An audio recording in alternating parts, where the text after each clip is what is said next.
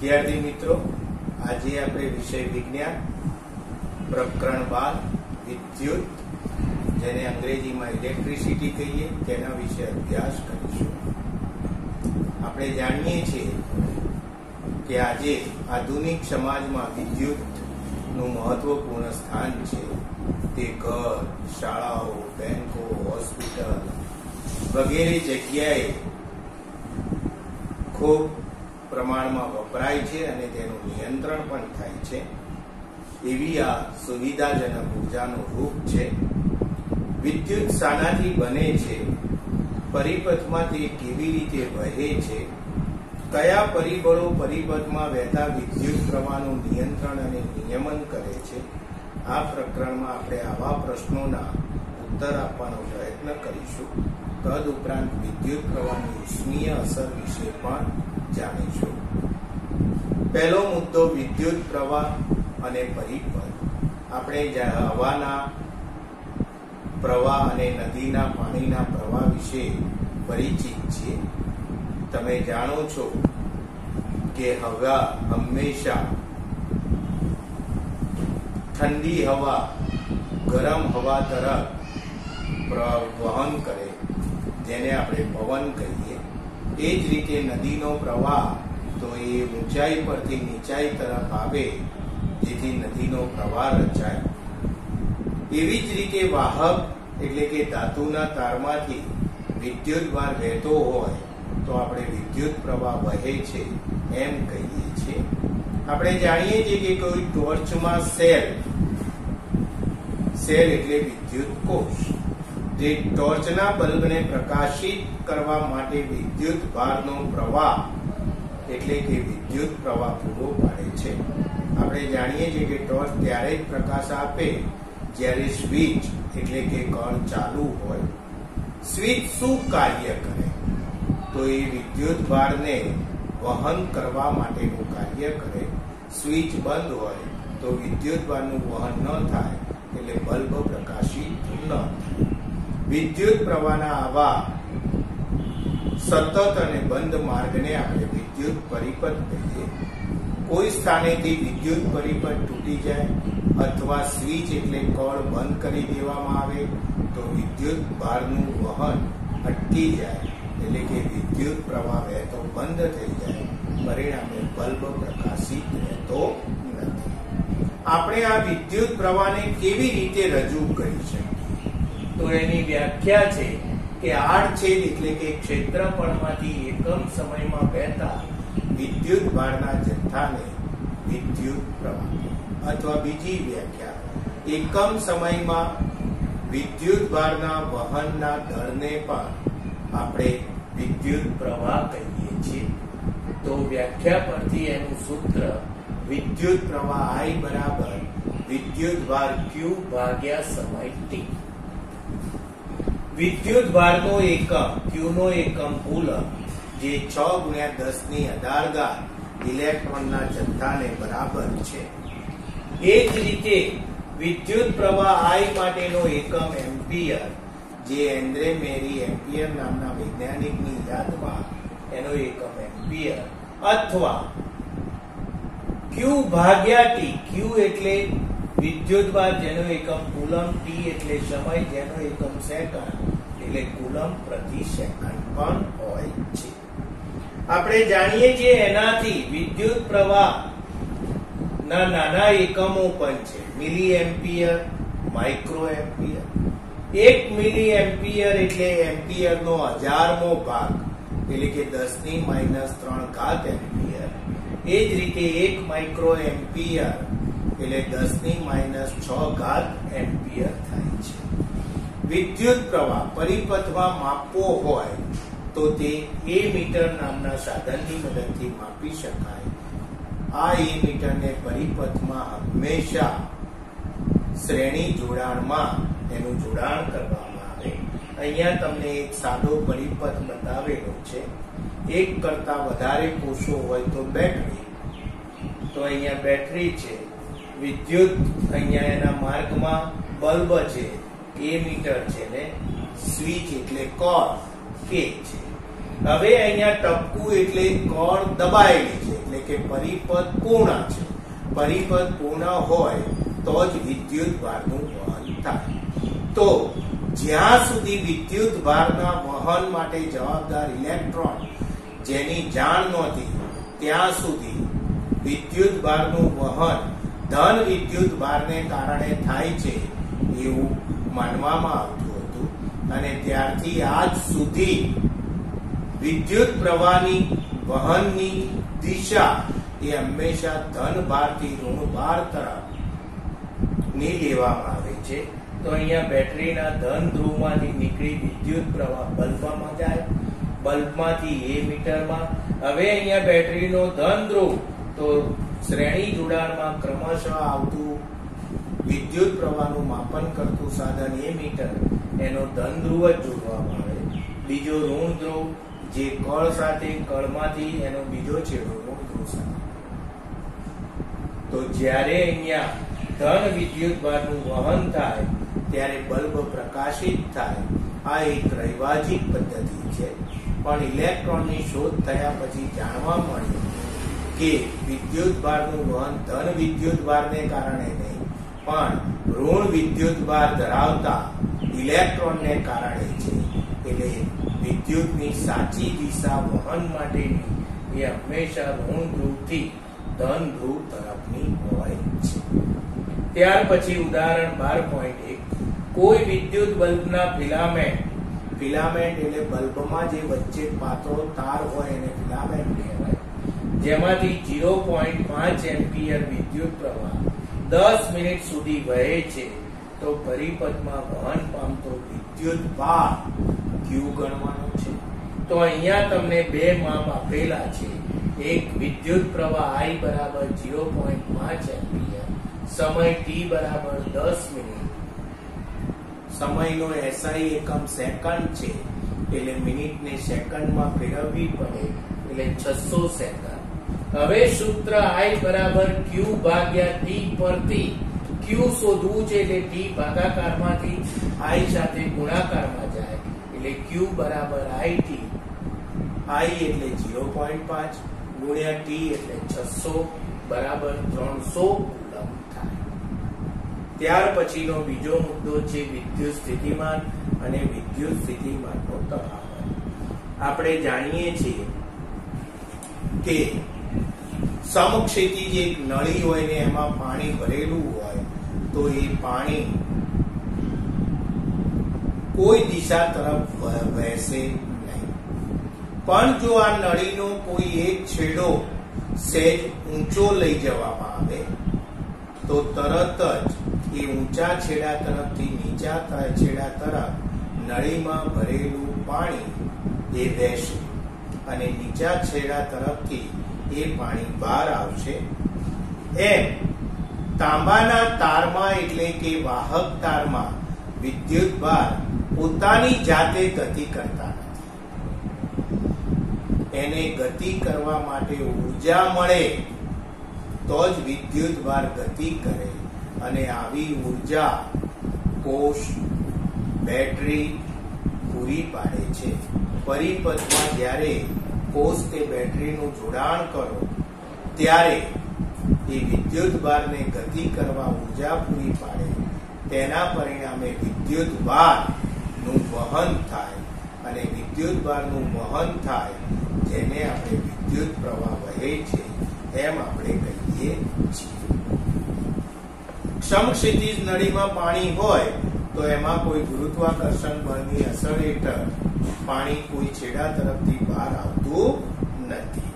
કોષની અંદર થતી જે રાસાયણિક પ્રક્રિયાઓ છે એ કોષના બે છેડા વચ્ચે આવો વીજ સ્થિતિમાનનો તફાવત સર્જે છે. આવું ત્યારે પણ થાય જ્યારે કોષમાંથી કોઈ વિદ્યુત પ્રવાહ લેવામાં ન આવતો હોય. જ્યારે વિદ્યુત કોષને વાહક પરિપથના ઘટક સાથે જોડીએ ત્યારે તે વિદ્યુત સ્થિતિમાનનો તફાવત એ વાહકના વિદ્યુત ભારોને ગતિમાં લાવે છે અને વિદ્યુત પ્રવાહ ઉત્પન્ન થાય છે. કોઈ વિદ્યુત પરિપથમાં વિદ્યુત પ્રવાહ જાળવી રાખવા કોષને તેની અંદર સંગ્રહ પામેલી જે રાસાયણિક ઉર્જા છે એ વાપરવી પડે છે અને કોષ આ ઉર્જા વાપરે એમ કોષ ધીમે ધીમે બિનઉપયોગી બનતો જાય છે. કોષ વિદ્યુત પ્રવાહ ધારિત વિદ્યુત પરિપથના કોઈ બે બિંદુ વચ્ચે સ્થિતિમાનનો તફાવત એટલે એકમ ધન વીજભારને કોઈ એક બિંદુથી બીજા બિંદુ સુધી લઈ જવા માટે કરવું પડતું કાર્ય જેને વીજ સ્થિતિમાનનો તફાવત કહીએ છીએ, જેની વ્યાખ્યા પણ અહીંયા મેં લખેલી છે કે એકમ ધન વિદ્યુતભારને એક બિંદુથી બીજા બિંદુ સુધી લઈ જવા માટે કરવા પડતા કાર્યને વિદ્યુત સ્થિતિમાનનો તફાવત કહીએ છીએ. વ્યાખ્યા પરથી એનું સૂત્ર વિદ્યુત સ્થિતિમાનનો તફાવત જેની સંજ્ઞા V બરાબર કરેલું કાર્ય W ભાગ્યા વિદ્યુતભાર Q, જેના એકમો તો એલેજાન્ડ્રો વોલ્ટા નામના વૈજ્ઞાનિકની યાદમાં વિદ્યુત સ્થિતિમાનના તફાવતનો એકમ વોલ્ટ V તરીકે લેવામાં આવે, તેમજ બીજો એકમ કાર્યનો એકમ જૂલ, વિદ્યુતભારનો એકમ કુલમ એટલે જૂલ પ્રતિ કુલમ પણ લેવામાં. હવે પરિપથમાં આ વિદ્યુત સ્થિતિમાનનો તફાવત માપવા માટે વપરાતું સાધન જેનું નામ છે વોલ્ટમીટર, જેને પરિપથમાં હંમેશા સમાંતર જોડાણમાં લેવામાં આવે છે. ત્યાર પછી ઉદાહરણ 12.2 જોઈએ કે 12 વોલ્ટ વિદ્યુત સ્થિતિમાનનો તફાવત ધરાવતા બે બિંદુઓ વચ્ચે 2 કુલમ વિદ્યુતભારને લઈ જવા માટે કેટલું કાર્ય કરવું પડે?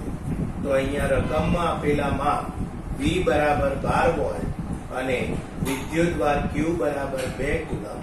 તો આ સૂત્ર પરથી આપણે કાર્ય શોધવું હોય એટલે કે W શોધવું હોય તો Q ભાગાકારમાંથી ગુણાકારમાં એટલે W બરાબર VQ, V બરાબર 12 ગુણ્યા Q એટલે 2 એટલે 24 જૂલ, કાર્યનો એકમ જૂલ છે એટલે 24 જૂલ જેટલું કાર્ય કરવું પડે.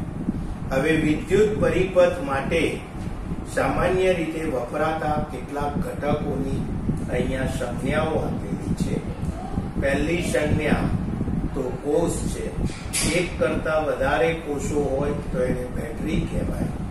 આ કર જે ખુલ્લી છે કારણ કે વચ્ચે ટપકું નથી કરેલું.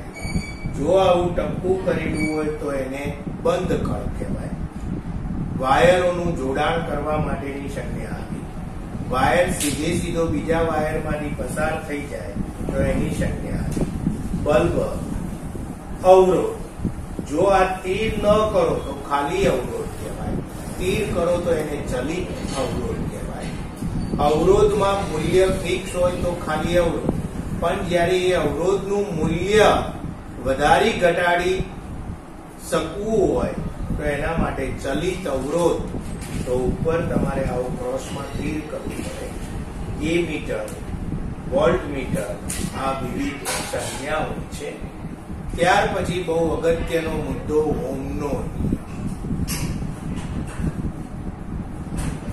ઓહ્મ નામના વૈજ્ઞાનિકને વિચાર આવ્યો કે પરિપથમાંથી વહેતા વિદ્યુત પ્રવાહ અને વીજ સ્થિતિમાનના તફાવત વચ્ચે શું કોઈ સંબંધ હોઈ શકે? તો એના માટે એણે પ્રયોગ કર્યો અને એ પ્રયોગ માટે એણે 0.5 મીટર લાંબો નિક્રોમ નો તાર અવરોધ કર્યો. નિક્રોમ એ મિશ્ર ધાતુ છે જે નિકલ, ક્રોમિયમ, મેંગેનીઝ અને લોખંડની બનેલી મિશ્ર ધાતુ છે. તદ ઉપરાંત તેને વોલ્ટમીટર, એમીટર, બેટરી, કર વગેરે લઈને અહીંયા એક પરિપથ મેં જે દોર્યો છે એવો પરિપથ એમને તૈયાર કર્યો.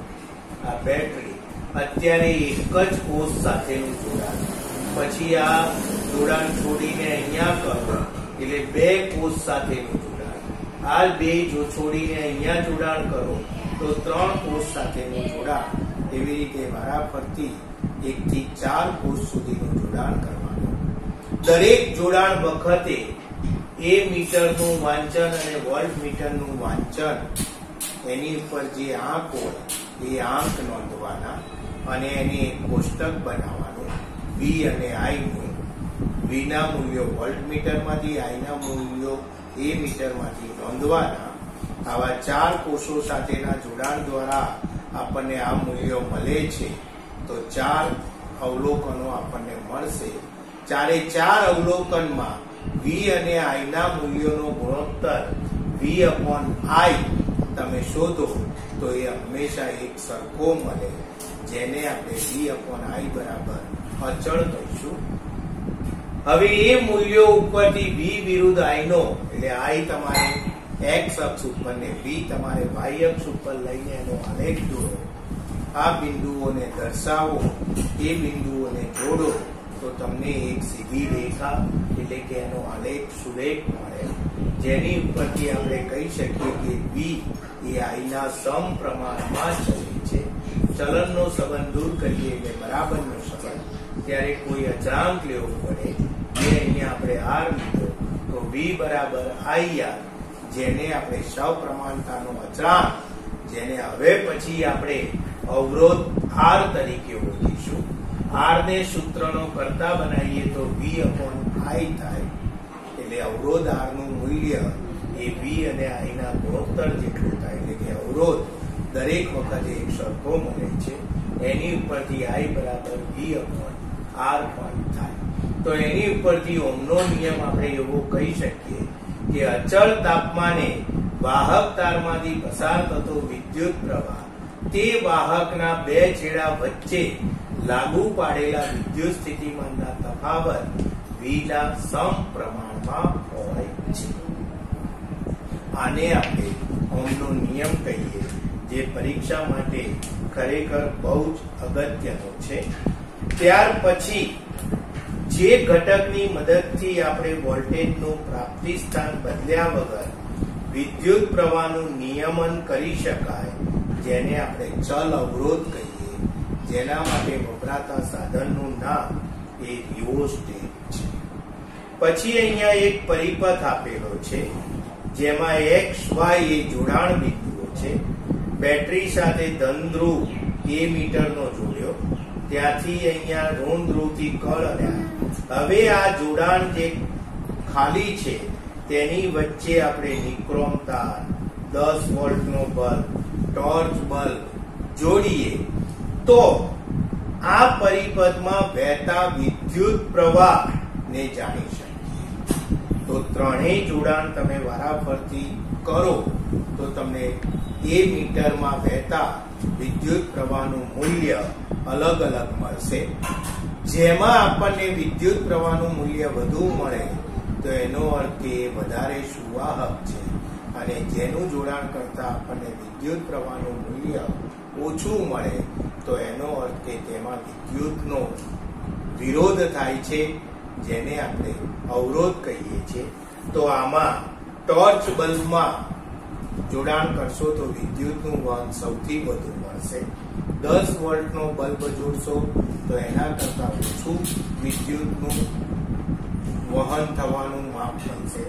અને નિક્રોમ તારમાં કારણ કે મિશ્ર ધાતુ જેનો અવરોધ વધારે, પરિણામે વિદ્યુતનું વહન બહુ સરળતાથી ન થાય, જેથી આપણને તેનું મૂલ્ય ઓછું મળશે. હવે પછી આપણે સુવાહકનો અવરોધ જેની પર આધાર રાખે છે એ પરિબળોની ચર્ચા કરવા અહીંયા એક મેં સાદો પરિપથ લીધો. કોષ, એમીટર, કળ, જેને શ્રેણી જોડાણમાં જોડેલા છે. અહીંયા આપણે જે પરિબળો માટે જેનો ઉપયોગ કરીશું તેનું વારાફરતી જોડાણ કરીશું. એના માટે પહેલા આપણે L લંબાઈનો એક નિક્રોમનો તાર લઈશું. બીજી વખતે જોડાણ કરવા જાડાઈ પહેલા જેટલી પણ લંબાઈ 2 ગણી કરીશું.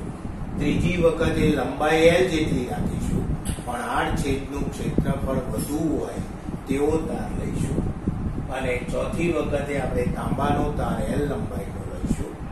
હવે એનું ચારેયનું જોડાણ વારાફરતી અહીંયા કરીએ અને વહેતા વિદ્યુત પ્રવાહને એ મીટર પરથી આપણે જાણીએ તો દરેક કિસ્સામાં તમને આ મૂલ્ય જુદું જુદું મળશે. જે અહીંયા તમને આપેલું કે તારની લંબાઈ બમણી કરો તો એ મીટરનું અવલોકન અડધું થશે. સમાન લંબાઈનો જાડો તેજ દ્રવ્યનો બનેલો તાર વાપરીએ તો વિદ્યુત પ્રવાહનું મૂલ્ય વધે છે.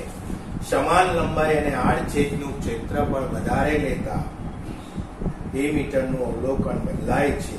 આ બધા માટે આપણે ઓહમનો નિયમ લાગુ પાડીએ તો આપણને ખબર પડે કે વાહક તારનો અવરોધ એ હંમેશા તેની લંબાઈ, તેના આડછેદના ક્ષેત્રફળ અને દ્રવ્યની જાત પર આધાર રાખે છે. તો અહીંયા અવરોધ એ લંબાઈના સમપ્રમાણમાં અને અવરોધ R એ ક્ષેત્રફળના વ્યસ્ત પ્રમાણમાં મળે છે. એટલે R ચલે છે L, R ચલે છે 1/a, બેને ભેગા કરીએ તો R ચલે છે L/a. સપ્રમાણતાનો સંબંધ દૂર કરીએ તો બરાબરનો સંબંધ લઈએ તો કોઈ અચળાંક લેવો પડે.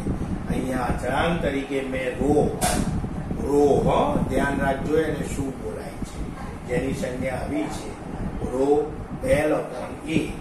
હવે રો ને સૂત્રનો કરતા બનાવું તો a ભાગાકારમાંથી ગુણાકારમાં, L ગુણાકારમાંથી ભાગાકારમાં, એટલે રો બરાબર RA/L, જ્યાં રો ને સપ્રમાણતાનો અચળાંક કહીએ છીએ, જેને આપણે અવરોધકતા તરીકે ઓળખીએ છીએ, જેનો SI એકમ તો અવરોધનો એકમ ઓમેગા છે. આ ઓમેગાની નિશાની છે. એટલે અવરોધ R નો એકમ ઓમેગા, ક્ષેત્રફળનો એકમ મીટર સ્ક્વેર, નીચે લંબાઈનો એકમ મીટર, એટલે 1 મીટર દૂર થાય એટલે 1 મીટર રહે, એટલે ઓમેગા ઇન્ટુ મીટર એ આ રો નો SI એકમ થયો, જેને આપણે અવરોધકતાનો એકમ કહીએ છીએ. ધાતુ કે મિશ્ર ધાતુ લો તો એની અવરોધકતા ખૂબ ઓછી હોય, 10⁻⁻8 ઓમેગા મીટર થી 10⁻6 ઓમેગા મીટર. એ જ રીતે અવાહકો રબર, કાચ, પ્લાસ્ટિક જેની અવરોધકતા ખૂબ વધુ હોય, 10⁻12 ઓમેગા મીટર થી 10⁻17 ઓમેગા મીટર જેટલું હોય છે. અને દ્રવ્યનો અવરોધ, તમે જે કોઈ દ્રવ્ય લો એનો અવરોધ અને અવરોધકતા, અવરોધ એટલે R, અવરોધકતા એટલે રો, ધ્યાન રાખજો બંને અલગ છે, જે તાપમાન સાથે બદલાય છે. મિશ્ર ધાતુ, તો કે મિશ્ર ધાતુઓની અવરોધકતા એ મિશ્ર ધાતુ જે મૂળ ધાતુમાંથી બનેલી હોય તેના કરતા વધુ હોય છે. ઊંચા તાપમાને ઓક્સિડાઇઝ એટલે દહન થતી નથી, તેથી તેનો ઉપયોગ વિદ્યુત ઉષ્મીય સાધનો જેવા કે ઇસ્ત્રી, ટોસ્ટર વગેરેમાં થાય છે. મિશ્ર ધાતુ ટંગસ્ટન, જેનો ઉપયોગ વિદ્યુત બલ્બના ફિલામેન્ટમાં, એ જ રીતે કોપર એટલે તાંબુ, એલ્યુમિનિયમ જેનો ઉપયોગ વાહક તારમાં થાય છે. ત્યાર પછી ઉદાહરણ 12.3 એમાં જો વિદ્યુત બલ્બના ફિલામેન્ટનો અવરોધ 1200 ઓમેગા હોય અને તેને 220 વોલ્ટના પ્રાપ્તિસ્થાન સાથે જોડવામાં આવે તો વિદ્યુત પ્રવાહ કેટલો ખેંચશે? બી, વિદ્યુત હીટરની કોઇલનો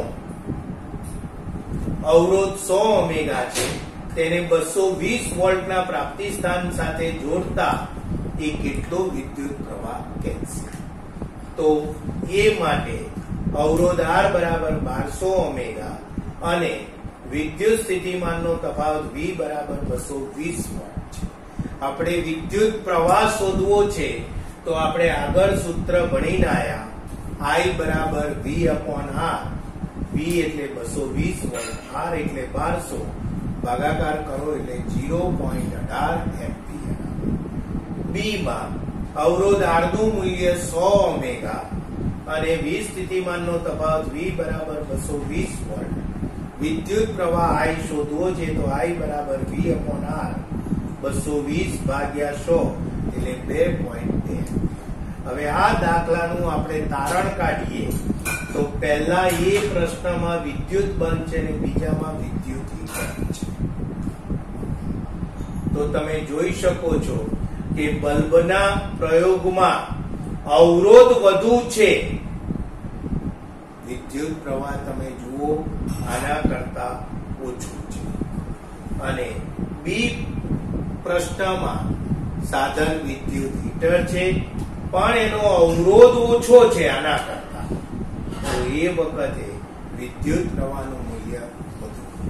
એટલે જેમ અવરોધ ઓછો એમ વિદ્યુત પ્રવાહનું વહન વધુ પ્રમાણમાં થાય, જેમ અવરોધ વધુ તેમ વિદ્યુત પ્રવાહનું ઓછું.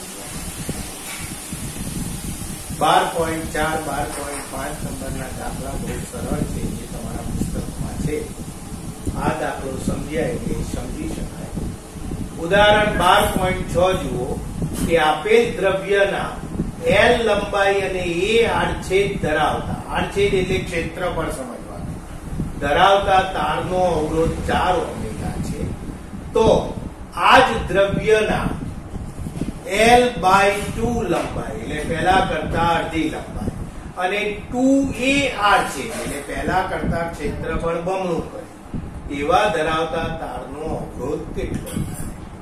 તો પ્રથમ તાર માટે આપણે જોઈએ તો સૂત્ર R1 બરાબર, અહીંયા આપણે R બરાબર ρ L ભાગ્યા A સૂત્ર ઉપરથી પ્રથમ તાર માટેનો અવરોધ R1 બરાબર ρ L upon A જે તમને 4 ઓમેગા આપેલો છે.